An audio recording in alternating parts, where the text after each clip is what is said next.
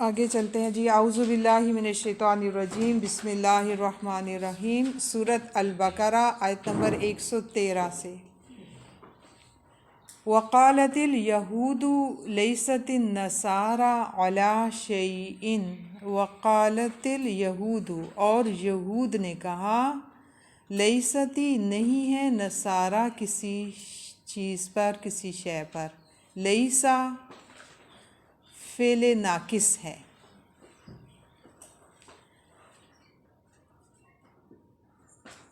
نہیں ہے عیسائی کسی بھی چیز پر، کس نے کہا؟ یہودیوں نے۔ یہ اس سے ملتا جلتا مفہوم ابھی ہم نے پچھلی آیت میں بھی پڑھا۔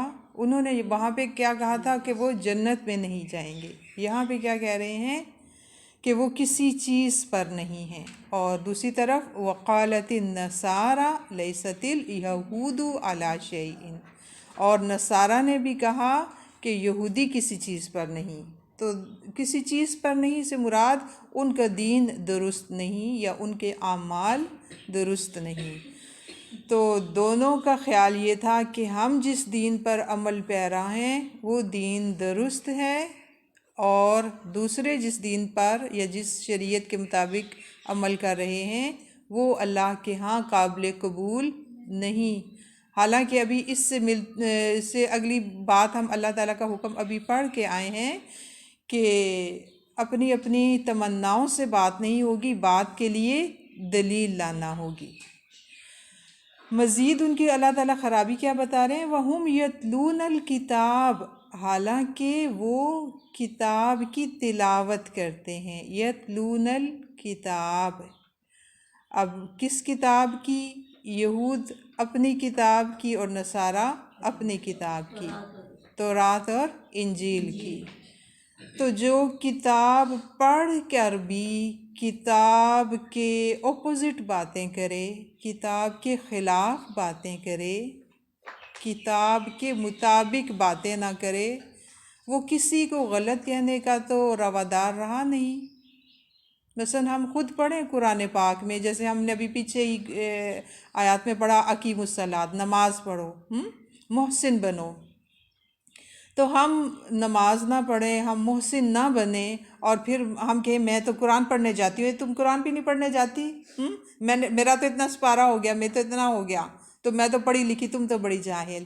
تو حالانکہ ہم خود ہی جتنا پڑھا ہے ہم محسن تو رہے نہیں، کیونکہ ہمارے رسول صلی اللہ علیہ وسلم نے تو کبھی کسی کو طعنہ نہیں دیا کہ مجھے تو اتنا آتا ہے تمہیں نہیں آتا، حالانکہ آپ صلی اللہ علیہ وسلم تو خیر خواہ رہے ہمیشہ۔ تو کتاب پڑھ کے خود کتاب کی نفی کرنا، اپنے عمل سے کتاب کو رد کر دینا، ریجیکٹ کر دینا۔ کذالک، اسی طرح، قولا کہا، الذین، انہوں نے، لا نہیں، یعلمون، جو علم نہیں رکھتے۔ کیا کہا؟ مثل قولہم، انہی کی بات کی مانند بات۔ ان کی کن کی؟ مثل قولہم، ہم سے مراد یہود اور نصارہ۔ تو یہود اور نصارہ کی طرح باتیں کی ان لوگوں نے بھی جن کے پاس علم نہیں۔ اب لا یعلمون سے مراد مشرکین مکہ، اہل مکہ، کیونکہ وہ علم نہیں رکھتے تھے کتاب کا۔ اکثریت کیونکہ الکتاب یعنی کہ قرآن پاک کی طرف آتے جو نہیں تھے، ٹھیک ہے۔ خود ہمارے نبی صلی اللہ علیہ وسلم بھی انہی اہل مکہ میں سے تھے، اور یہ ہم پیچھے بھی پڑھ کے آئے ہیں، آپ صلی اللہ علیہ وسلم کی ایک صفت تھی امی ہونا، ان پڑھ ہونا، یعنی آپ نے دنیاوی علم اس سے پہلے حاصل نہیں کر رکھا تھا۔ لیکن جب آپ کے پاس کتاب کا علم آ گیا، حدیث کا علم آ گیا، تو پھر تو ظاہر ہے آپ کو وہ علم ملا جو بذریعہ وحی آ رہا تھا۔ لیکن اب یہ مکہ کے مشرکین جب اس قرآن اور حدیث کی طرف نہیں آ رہے تھے تو گویا کہ یہ لا یعلمون تھے، لا علم تھے، یعنی الکتاب کا علم نہ رکھنے والے۔ وَمِنْهُمْ امیون، اب پیچھے بھی پڑھ کے آئے ہیں، ٹھیک ہے۔ تو امی اللہ تعالیٰ کی نظر میں وہی ہوتے ہیں خاص طور پہ جو الکتاب یعنی قرآن پاک کا علم نہ رکھیں یا حدیث کا علم نہ رکھیں۔ تو یہ ان پڑھ لوگ، یہ جاہل لوگ بھی اسی طرح کی گفتگو کرتے ہیں۔ تو پھر کیا فرق رہ گیا؟ اپنے آپ کو اہل کتاب کہنے والے بھی اور لا علم بھی یا ان پڑھ لوگ بھی ایک ہی لیول کی گفتگو کر رہے ہیں۔ قل هل يستوي الذين يعلمون والذين لا يعلمون، اللہ تعالیٰ کیا پوچھتے ہیں قرآن پاک میں کہ اے لوگو تم بتاؤ کہ کیا علم رکھنے والے اور نا علم رکھنے والے برابر ہو سکتے ہیں؟ تو ہمارا جواب کیا ہوگا؟ نہیں ہو سکتے۔ جبکہ اب دیکھتے ہیں کہ ان تینوں کا لیول ایک ہی ہو گیا، سب کا لیول کس والا ہو گیا؟ شاباش، ان پڑھ والا ہو گیا، سب ایک لیول پر اتر آئے۔ وجہ پیچھے ہم پڑھ کے آئے ہیں، ان کا حسد، ان کا عناد، ان کا بغض، ان کی جیلسی کہ پیغمبر ہماری قوم میں سے کیوں نہیں آیا۔ تو یہ کرتے رہیں اپنی باتیں۔ فَاللَّهُ يَحْكُمُ بَيْنَهُمْ يَوْمَ الْقِيَامَةِ، تو فیصلہ کرے گا ان کے درمیان اللہ قیامت کے دن۔ کس میں؟ فی ما کانوا فیہ یختلفون، اس معاملے میں جس میں کہ یہ لوگ اختلاف کرتے ہیں۔ یحکم حکامیم، حکم فیصلہ کرنا، ایسا فیصلہ جس میں ظلم اور زیادتی کو دور کیا جائے، یا جس میں ظلم اور زیادتی نہ ہو بلکہ انصاف پر مبنی فیصلہ۔ تو اللہ تعالیٰ فیصلہ کرے گا ان کے درمیان قیامت کے دن۔ اب لیکن یہ یاد رکھیں کہ کیا فیصلہ کہ کون صحیح اور کون غلط، یعنی یہودیت ٹھیک ہے، نصرانیت ٹھیک ہے، یا اہل مکہ جو ہیں یہ ٹھیک ہے، یہ فیصلہ نہیں ہونے والا۔ کیا فیصلہ ہوگا کہ یہ ان میں سے جو بھی اعمال کرتے رہے، ان میں سے کس کا عمل درست اور کس کا عمل غلط یا خراب، کیونکہ یہودیت اور نصرانیت کی نفی ہو چکی، یہ بھی بات ہم پیچھے کلیئر کر چکے ہیں، ٹھیک ہے۔ تو فیصلہ ہوگا کہ کس نے ٹھیک عمل کیے، اور ٹھیک عمل یاد رکھ لیں وہوا محسنن کی کوالٹی پر ہی ہونے چاہیے، یعنی قرآن اور سنت کے مطابق اب جس کے عمل ہوں گے، یعنی یہ قرآن آ جانے کے بعد اب ہر ایک کا عمل قرآن اور ہمارے نبی پاک صلی اللہ علیہ وسلم کی سنت کے مطابق ہونا ضروری ہے۔ تو اپنے آپ کو ٹھیک کہتے رہو، جب قیامت کے دن فیصلہ ہوگا تو اس وقت سوائے پچھتانے کے تمہارے پاس کچھ نہیں ہوگا۔ ومن ازلم، اور کون بڑا ظالم ہے، ومن اور کون ازلم، ظلم ظالمین، ظلمہ ظلم، کسی کو اس کے حق سے محروم کر دینا۔ اور یہ بھی ہم پیچھے پڑھ کے آئے، شرک کو اللہ تعالیٰ نے سب سے بڑا ظلم قرار دیا، ان الشرک لظلم عظیم، اور یہاں پر اس کا سب سے بڑا سپرلیٹو ڈگری آ گئی یا بڑا درجہ آ گیا، ازلم، ظلمہ نہیں ہے بلکہ ازلم، سب سے بڑا ظالم، جیسے اکبر سب سے بڑا، اللہ اکبر، اللہ سب سے بڑا ہے، تو ایسے ہی ازلم سب سے بڑا ظالم کون ہے؟ ممن، اس سے جو منع روکے، میم نون عین یہی روٹ ہے اس کا، منع روکنا، منع کرنا، دور کرنا، ہٹانا، مساجد اللہ، اللہ کی مسجدوں سے، سین جیم دال، سجدہ سجدہ کرنے کی جگہ مراد ہے مسلمانوں کی عبادت گاہیں، اور مسجد نام ہی مسلمانوں کی عبادت گاہ کا ہے، ٹھیک ہے، جہاں پر کہ خاص طور پہ تو مسجدوں میں نماز پڑھی جاتی ہے، اور اس کے علاوہ وہ تمام کام جو اللہ کی رضا کے لیے کیے جائیں، آگے جیسے ذکر آ رہا ہے، یذکرا، کہ ذکر کیا جائے، فیہا، ان میں ہاں کی ضمیر مساجد کی طرف، ٹھیک ہے، ان مسجدوں میں، اسمہ، نام اس کا، اب اس کو دیکھیں اگر ملا کے پڑھیں گے تو فی حسمہ، اور اگر الگ سے پڑھیں گے تو اسمہ، نام اس کا، اس کا، کس کا؟ اللہ کا۔ تو اس سے بڑا ظالم کون کہ جو لوگوں کو مسجدوں سے اس لیے روکے کہ ان مسجدوں میں اللہ کا ذکر کیا جائے۔ باقی جو باتیں ہوں خیر ہے، لیکن اللہ کا ذکر نہیں ہونا چاہیے۔ تو جو اس بات سے روکے یہاں بیٹھ کے تم اللہ کا ذکر نہیں کر سکتے، وہی سب سے بڑا ظالم۔ اور دوسری خرابی وسعی فی خرابیہا، اور وہ کوشش کرے، سعی سین عین یا سعی کوشش کرنا، دوڑ دھوپ کرنا، فی خرابیہا اس کی خرابی یا ویرانی میں، خرابہ کسی عمارت کی ویرانی یا خرابی یا بربادی، اور وہ کوشش کرے اس میں کہ اس کی خرابی یا ویرانی یا بربادی ہو جائے۔ خرابی ہاں کی ضمیر پھر مساجد کی طرف۔ تو سب سے بڑا ظالم اللہ کی نظر میں وہ جو کہ لوگوں کو اللہ کی مسجدوں میں اللہ کا ذکر کرنے سے روک دے، اور نمبر 2 اس میں خرابی یا ویرانی کی کوشش کرے۔ ان کو تھوڑا سا ڈیٹیل سے دیکھ لیتے ہیں کہ اللہ کی مسجدوں سے روکنے سے کیا مراد ہے۔ تو اللہ یعنی اس میں اللہ کا ذکر نہ کیا جائے۔ تو مسجدوں کی ویرانی یا خرابی 2 طرح کی ہو سکتی ہے، ایک ہے مادی اور ایک ہے معنوی۔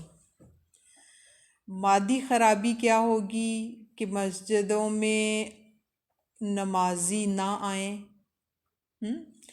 جو آ رہے ہیں وہ آ کر اس میں اللہ کے ذکر کی بجائے کچھ اور کرتے رہیں، یا مسجد کی عمارت تو بنا دی گئی مگر وہاں پر نمازی یا تو بہت تھوڑے ہیں یا بالکل ہی نہیں ہیں۔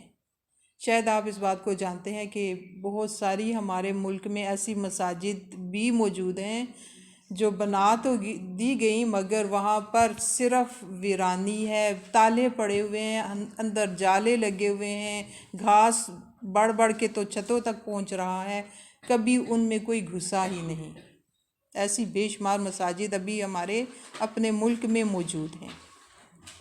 تو ایک تو یہ خرابی ہوگی، ٹھیک ہے، کہ مادی طور پر اس کو خراب کرنا، اور دوسرا ہے معنوی طور پر مساجد میں، یعنی مساجد جس مقصد کے لیے بنائی گئیں اس مقصد کے لیے انہیں استعمال نہ کرنا بلکہ وہاں پر بیٹھ کر کچھ اور کام کاج کرنا۔ اب سب سے پہلے تو دیکھا جائے تو جیسے جو سب سے پہلی بیت المقدس یہودیوں کی بھی اور پھر نصرانی بھی اسی کی طرف کیونکہ رخ کر کے نماز پڑھتے تھے، تو اس کی تباہی اور بربادی ہوئی بخت نصر اور ٹیٹس کے ہاتھوں۔ نام لکھ لیں 2، بخت نصر، جی، بخت نصر اور ٹیٹس۔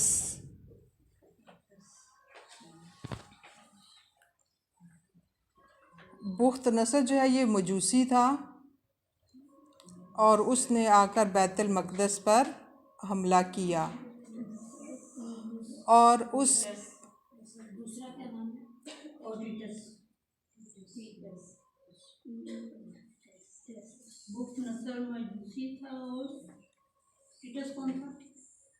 وہ بھی غیر مسلم ہی تھا، ٹھیک ہے۔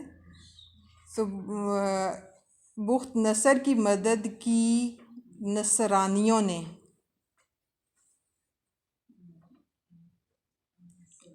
یہود کی مخالفت کی وجہ سے۔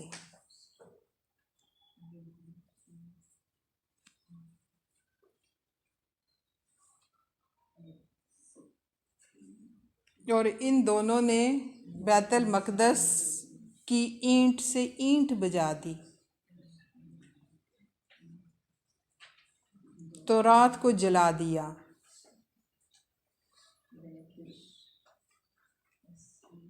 یہودیوں کو بے دریغ قتل کیا،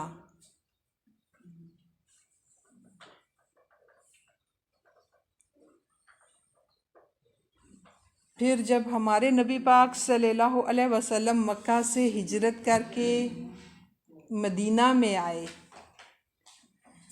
تو آپ صلی اللہ علیہ وسلم ابتدا میں تقریباً 17 مہینے تک یروشلم کی طرف ہی رخ کر کے نماز پڑھتے رہے۔ ہمارے نبی پاک جب مدینہ سے ہجرت کر کے مکہ سے ہجرت کر کے مدینہ میں آئے۔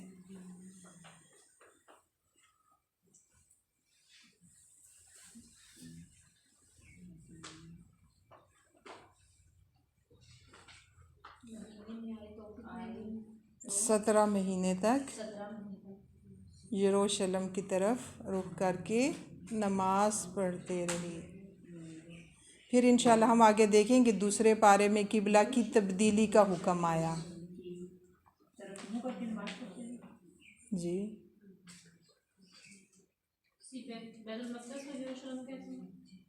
جی جی جی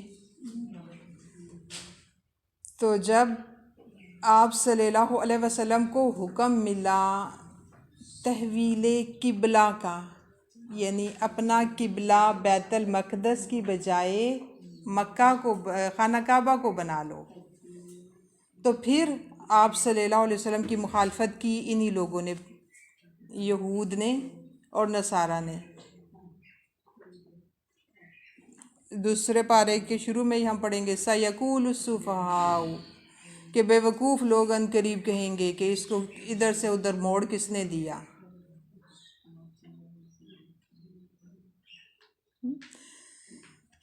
تو پھر جو میں پوائنٹس لکھواتی جا رہی ہوں نا وہ لکھتے جائیں۔ پھر اگلا پوائنٹ لکھ لیں، مسلمانوں کو یا رسول صلی اللہ علیہ وسلم کو سن 6 ہجری میں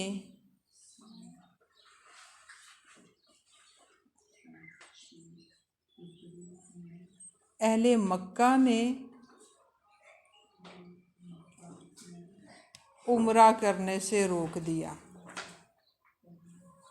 جسے آپ صلح حدیبیہ کے نام سے بھی جانتے ہیں۔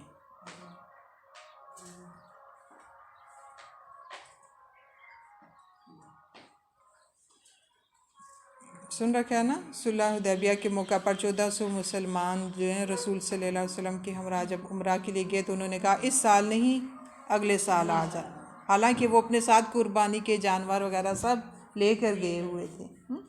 تو مسجدوں سے روک دینا، یہ تو ہوگی پہلے دور کی باتیں، یعنی زمانہ جاہلیت کی۔ آج کے دور میں ہم اب دیکھیں کہ آج کے دور میں مساجد کے ساتھ کیا سلوک ہو رہا ہے۔ مساجد پہ نام ٹیگ لگ گئے، جیسے یہودیوں نے کہا ہم صحیح، نصارہ نے کہا ہم صحیح، اسی طرح مساجد کے بھی نام ہے نا، فلاں کی مسجد، فلاں کی مسجد، اب میں نہیں بولی آپ سب جانتے ہیں، ٹھیک ہے۔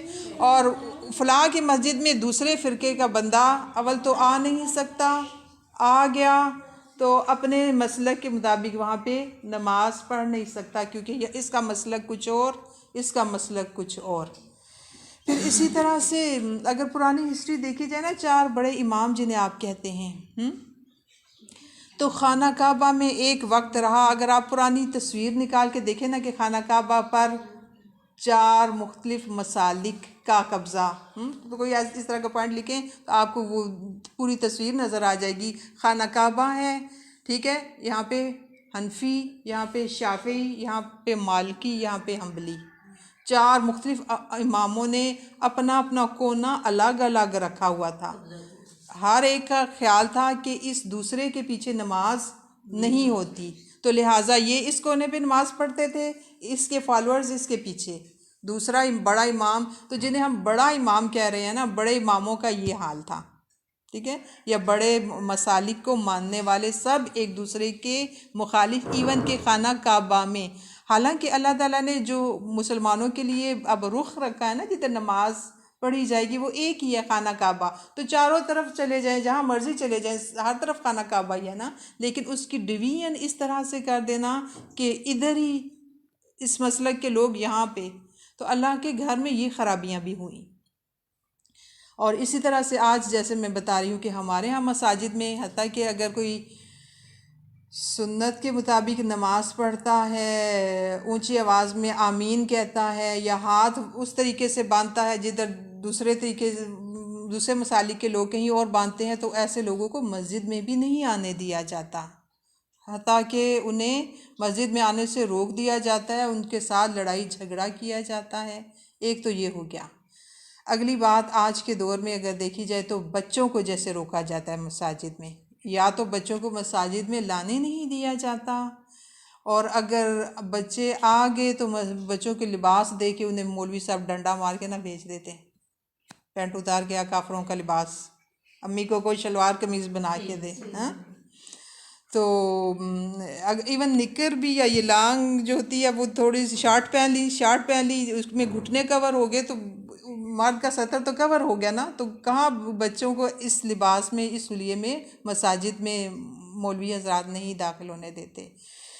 تو یہ طریقہ بھی ہو گیا مسجد کی ویرانی یا بربادی کا۔ اور تیسری بات آپ یوں دیکھ سکتے ہیں کہ وہاں پر بیٹھ کر اگر ہم مساجد میں دنیاوی باتیں، اللہ کا ذکر کرنے کی بجائے یا تو دنیاوی باتیں کرنے لگ جائیں، یا پھر اپنے ہی مسلک اور اپنے ہی مسلک کے پھر بڑے بزرگوں کے صرف قصے بیان کرتے چلے جائیں، کہ ہمارے بزرگ جو گزرے ہیں، ہمارا فلاں جو سلسلہ ہے، اس سلسلے میں ہمارے بزرگوں کی یہ کرامات ہیں، ان کے یہ کرشمے اور یہ معجزے ہیں، اللہ تعالیٰ نے ان سے یہ کہا، اللہ تعالیٰ نے ان سے وہ کہا۔